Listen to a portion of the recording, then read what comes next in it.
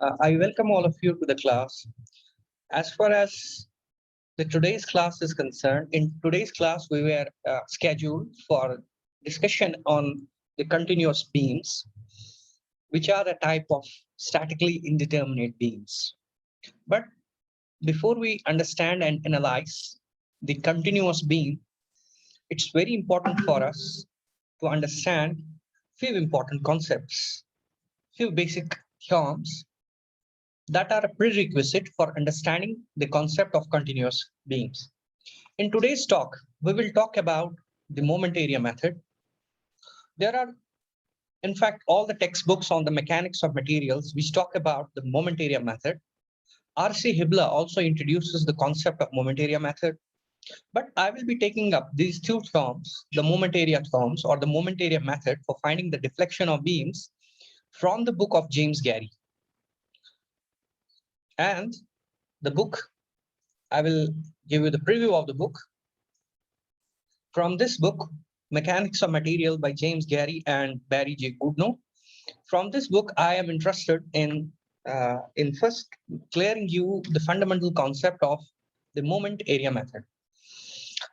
As far as the moment area method is concerned, we have already seen one of the methods for finding the beam deflection. And the method was what we call as the double integration method. Double integration method is the method used for finding the deflection of the beams. In the same way, we have one more method for finding the deflection of the beam, and that method is known as the moment area method. That is the area under the bending moment diagram. The area under the bending moment diagram is used for finding the deflection of the beam.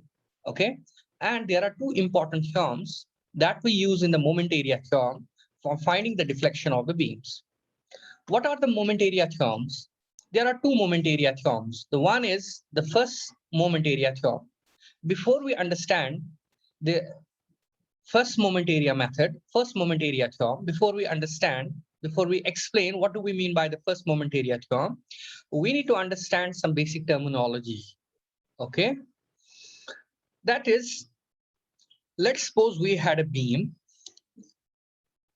and the beam was supported. So at the supports, you can show the supports in the form of two reaction supports. Okay, so we had a reaction here, we had a reaction here. So when the beam is subjected to some sort of load, maybe a concentrated load, uniformly distributed load, non-uniformly distributed load. So what happens? The beam undergoes what is known as the deflection. Okay, so what we do, we take a segment of this deflection curve. Okay, so we take a segment of this deflection curve. We say this is segment A. This is the point A of the segment, and this is point B of the segment. Okay, and this we represent over here. Okay, so this is a segment of the deflection curve, and in this segment we are having 2 points, point A and point B. Fine. Now at point A, what we do, let's draw a tangent. Okay, let me show it over here. At point A, let's draw a tangent. The tangent at point A will be in this direction. Okay, this is a tangent at point A. And in the same way, let's draw a tangent at point B. Fine. So what we do, we then produce or extend one of the tangents so that the two tangents are intersecting at a point. Okay, let's call that point of intersection as point C. Okay, now in the same way, look at point A. At point A, we have drawn the tangent, and the tangent is AA prime. Okay, at point B, we have drawn the tangent, and the tangent is BB prime. So we are having two tangents. Okay, so we are having tangent BB prime at point B, and we are having tangent AA prime at point A. Fine. This is a horizontal line. Okay, this horizontal line is parallel to the original construction of the beam. Originally, the beam was horizontal, okay, like this. So we will draw a line parallel to the axis of the beam. The angle which is subtended by the tangent at point B with the horizontal line is known as theta B. Theta B is the angle, okay, at point B, which is subtended by tangent at point B with the horizontal. Okay, so the horizontal at point B is subtend, the tangent at point B is subtending an angle theta B with the horizontal. That's what we call as theta B. In the same way, we draw an angle. We draw a tangent at point A, that's AA prime, and draw a horizontal line at about a point passing through point A. The angle that this tangent AA prime subtends with the horizontal, the angle is known as theta A. So in fact, we have two angles now. We have theta A as one of the angle, okay, and theta B is another angle. So what is the theta B and theta A? So what is theta A and theta B? As far as theta B and theta A are concerned, theta B is the angle subtended by the tangent drawn at point B with the horizontal passing through the point B, okay? And theta A is the angle subtended by the tangent at point A with the horizontal passing through the point A, okay? So we are having two angles. We have theta A as one of the angles and theta B is another angle. Now what we are doing, look into this construction. This tangent BB prime has been produced such that it is intersecting with the tangent AA prime at point C. Okay, it's intersecting with the tangent at point C. Okay. So if you produce it back, if you produce this line back, okay, so we can at least say that BB prime tangent has been produced backwards such that it is intersecting with the tangent AA prime at point C. C is the point of intersection of these tangents. Now look at the angle between the two tangents. Tangent BB prime and tangent AA prime are intersecting at point C. The angle between them is this, which is written as theta subscript B by A. Theta subscript B by A represents the angle between the two tangents. Okay, so let me a bit increase the size. Let me magnify it. So it is here. Okay, here point C is this point of intersection between the 2 points, between the two tangents, and the angle that is being subtended is theta B by A.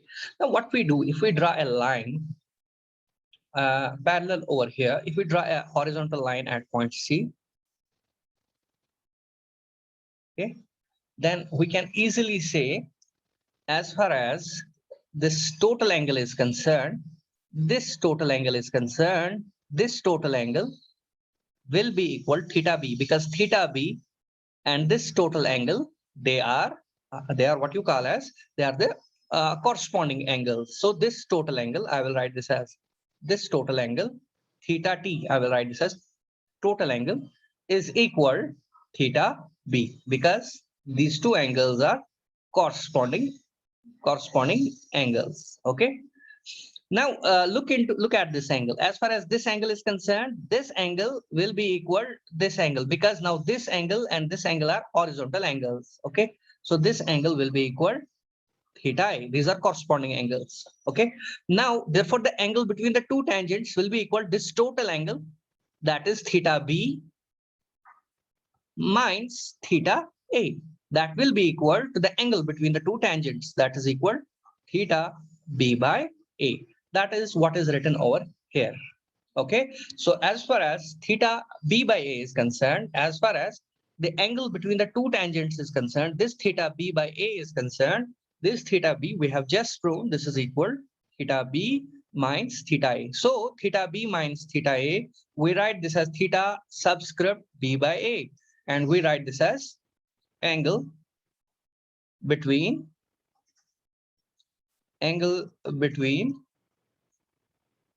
two tangents.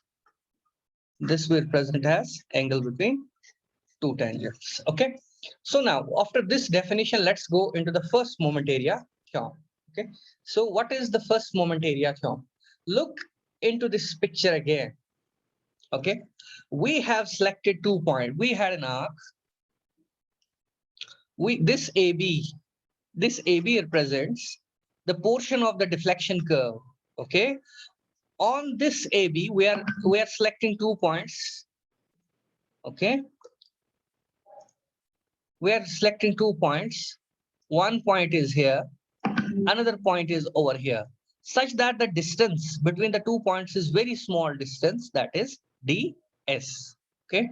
Now what we do? We draw a normal at this very point. Fine. That is this normal. And at this very point, which is at a distance ds, we draw one more normal, such that it is quite evident that these two normals will be intersecting somewhere and the angle between them is equal d theta. Fine. Now, the point of intersection that we call as, let's call that as C or C prime.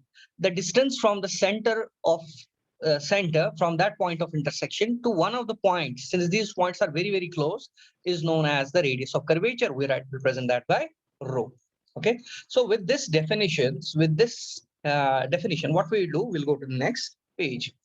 So as far as the first equation is concerned, it talks about d theta is equal to ds by rho. That is quite evident for us, because what we have we have an arc like this.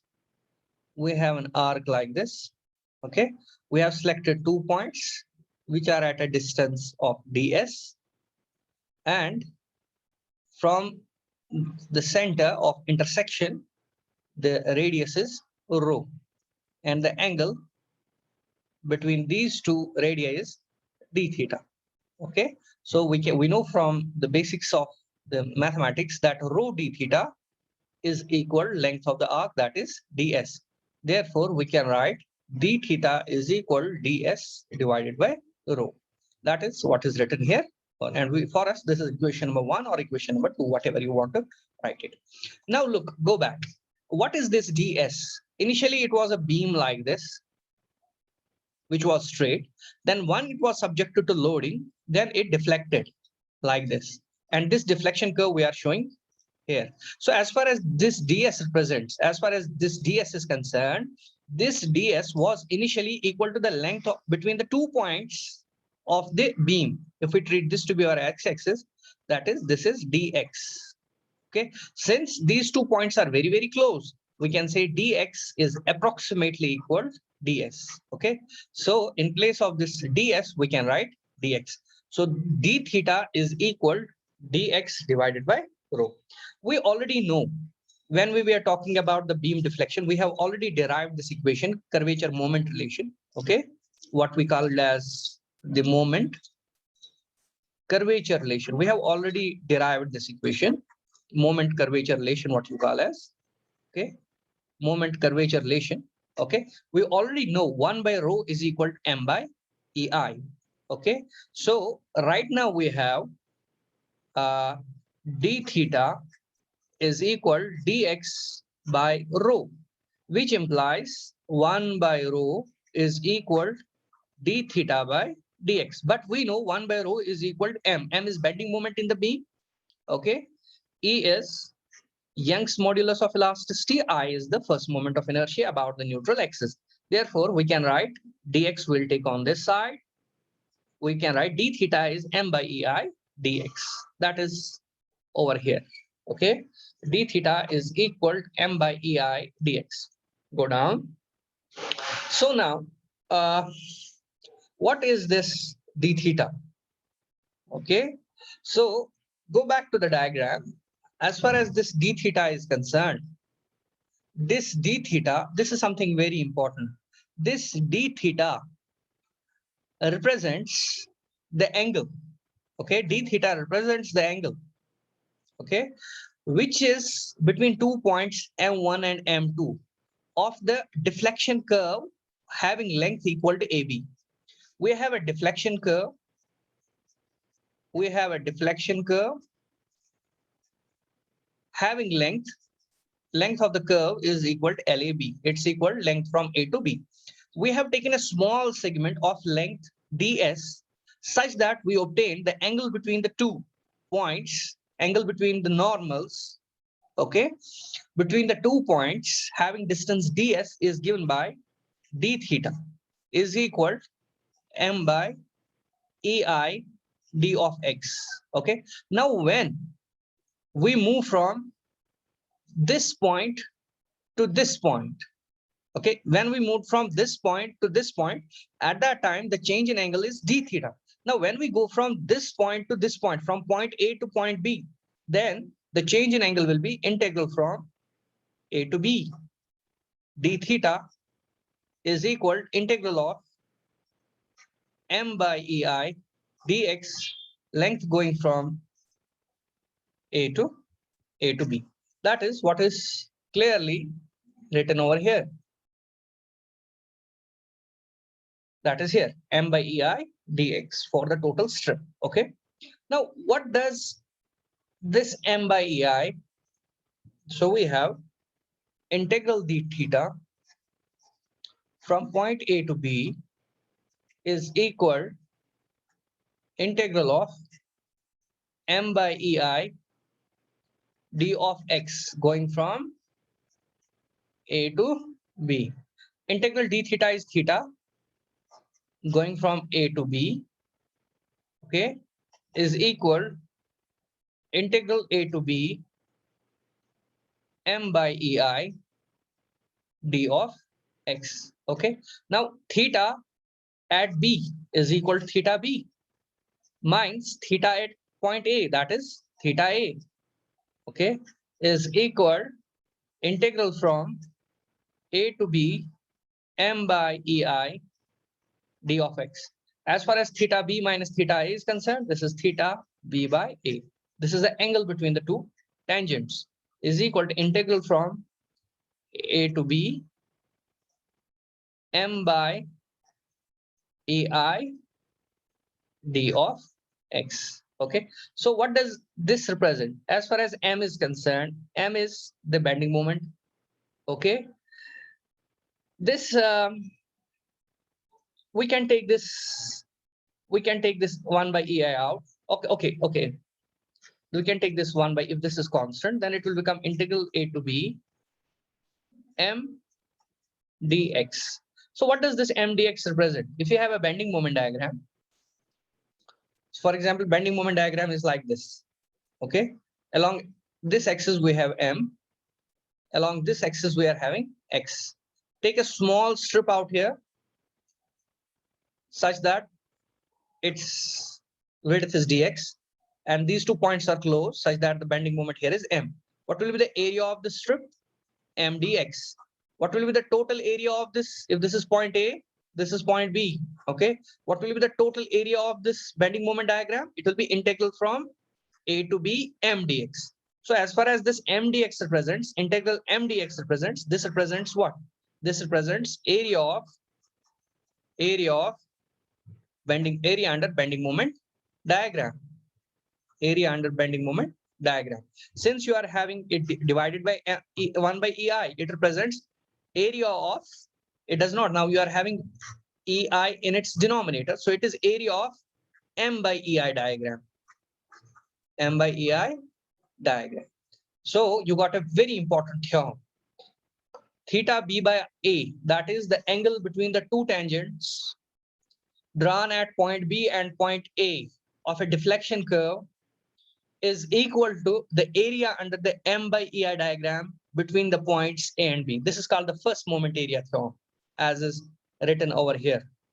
This is called the first moment area theorem. The first moment area theorem says the angle B by A, that is the angle that between the two tangents drawn at point B and point A. The angle theta B by A between the tangents to the deflection curve at 2 points A and B is equal to the area under the m by EI diagram between these 2 points. This theorem is known as the first moment area theorem. After discussing the first moment area theorem, now let's talk about the second moment area theorem. As far as the second moment area theorem is concerned, the second moment area theorem talks about the tangential deflection. What do we mean by tangential deflection? Now, let's again take this deflection curve. Okay, this is a deflection curve for us. And we are taking 2 points, point A and point B on the deflection curve. Okay, so we are taking 2 points on this deflection curve. So as far as a beam is concerned, so it is like that we had a beam. Okay, the beam is subjected to a sort of loading and the beam is deflecting like this. Okay, so let's take a deflection curve, portion of the deflection curve AB out. So this AB is taken out and it's over here, A to B. Okay. So at point A, draw a tangent. Okay. So we are drawing a tangent at point A. Let's call that as AA prime. At point B, draw a vertical line intersecting with your x-axis. Let's call that as line. Let's call that line as BD. BD is a line. So try to understand what we are trying to do. Okay. At point A, we are drawing the tangent AA prime. At point B, we are drawing a vertical line. That vertical line is BD. Now look, the vertical line BD is intersecting with the tangent AA prime at point B1. This is the point of intersection.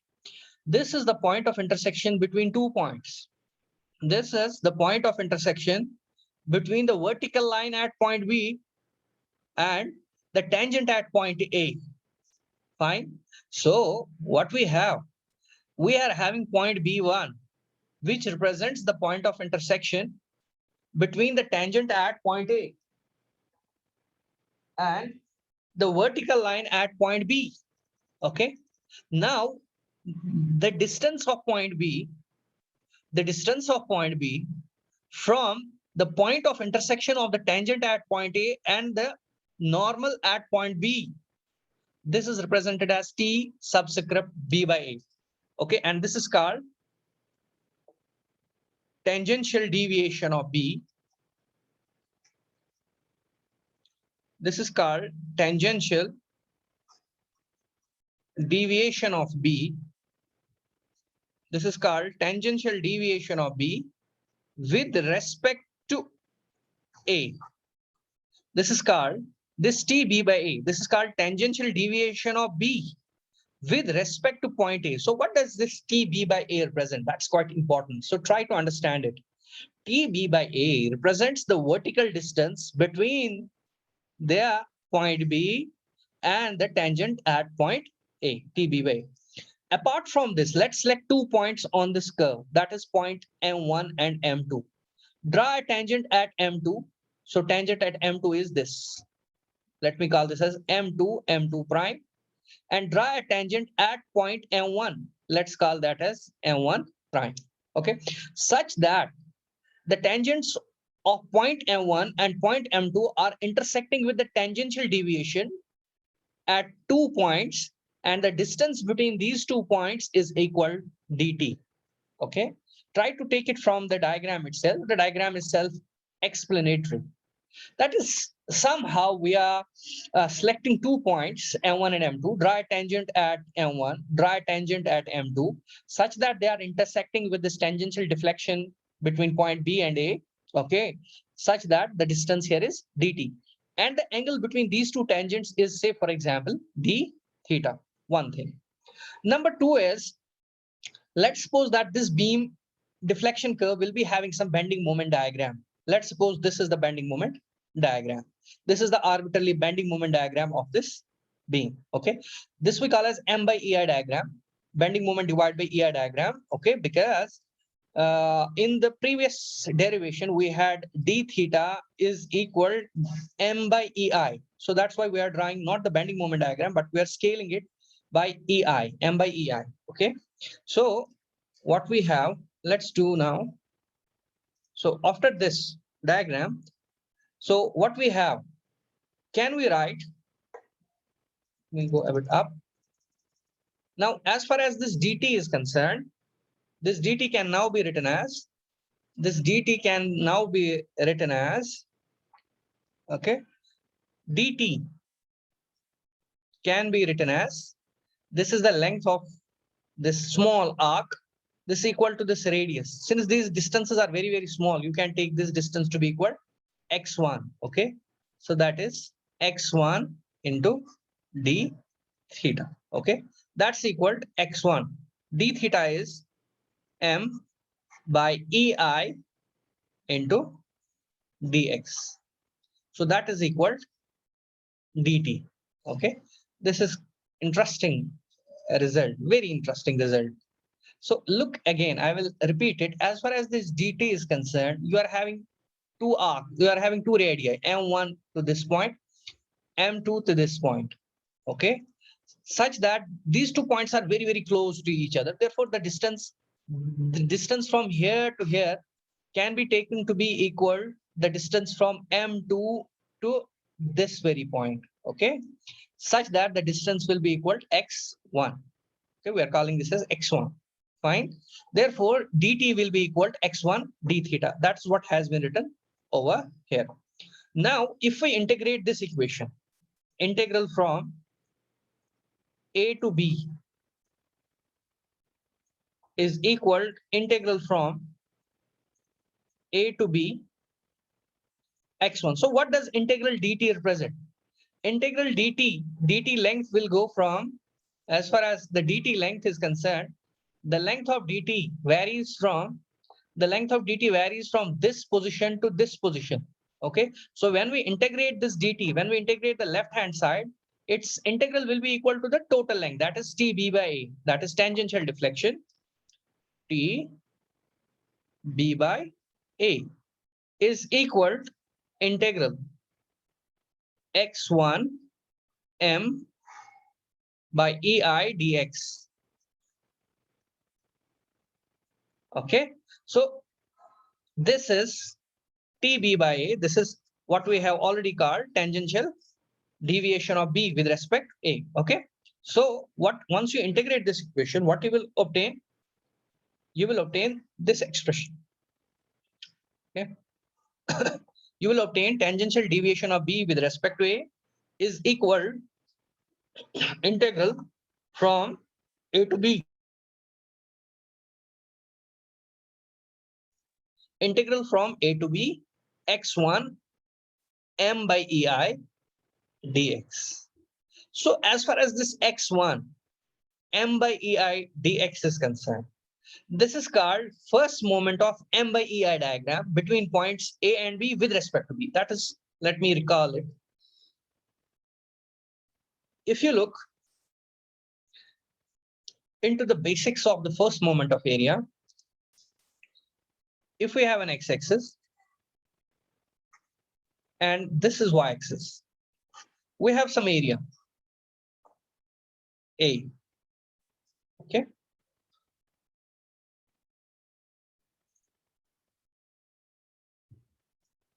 let's take a small area element out,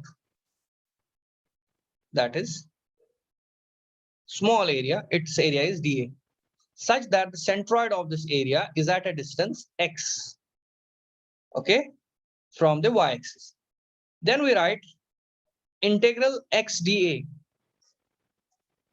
is equal, this we call as first moment of area. This is called first moment of area, first moment of area A with respect to y-axis. Okay, now what we have? We have integral from a to b m by ei. We have an expression like this, integral x1 into m by ei dx.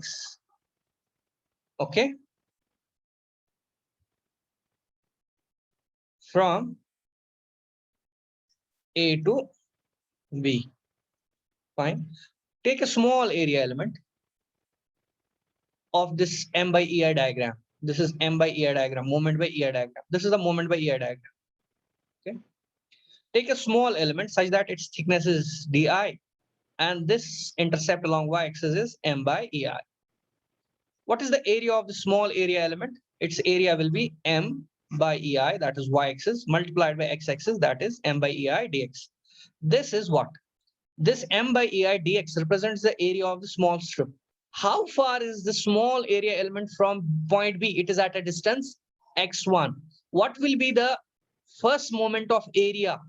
What will be the first moment of the entire m by ei diagram, or what will be the first moment of this small area strip with respect to this point B? That, like you were saying, with respect to point Y, you were drawing a normal, you were drawing a line to the dA. from y-axis. Now you have to find how much is the first moment of the small area element from this point B. So you will draw a line that is equal to x1.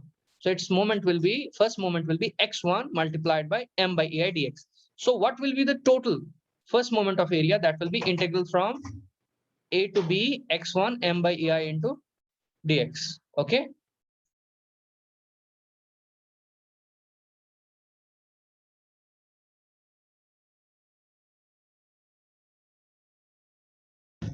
Okay. So what does this represent? This represents the first moment of what? This represents the first moment of m by ai diagram, but taken with respect to the point, taken with respect to point B. So that is what has been written here. So this is what it represents. It says that TB by A, the tangential deflection between points B and A, is equal to the first moment of m by ei diagram between 2 points A and B evaluated with respect B.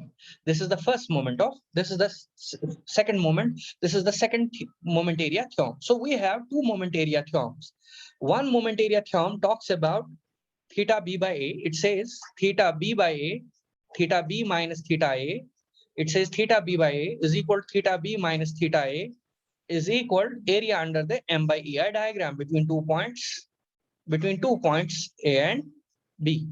And the second moment area theorem says the tangential deviation of B with respect to A is equal to the first moment of the m by ei diagram, is equal to the first moment of the m by ei diagram taken with respect to the point, B, that is with the help of this x1.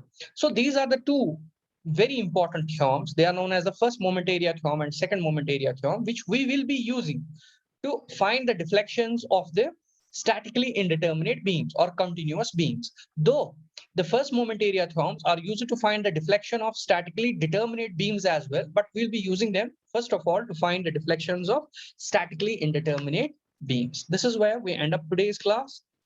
Thank you very much.